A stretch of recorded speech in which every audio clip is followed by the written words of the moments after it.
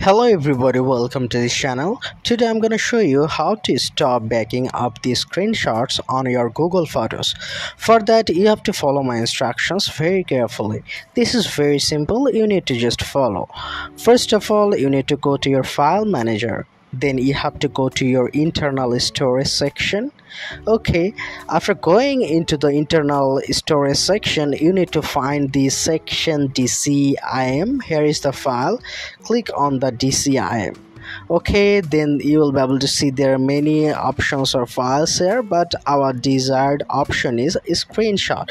So you have to remember that Google Photos only scan the files DCIM. So all the files which are included under the section of DCIM will be backed up by Google Photos.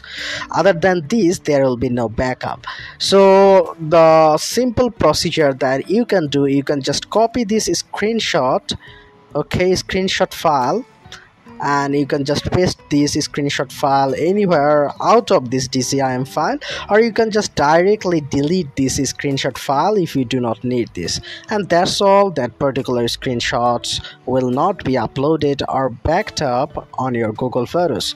This is very simple, isn't it? And if this tutorial helped you, like this video and don't forget to subscribe to my channel. See you in the next one.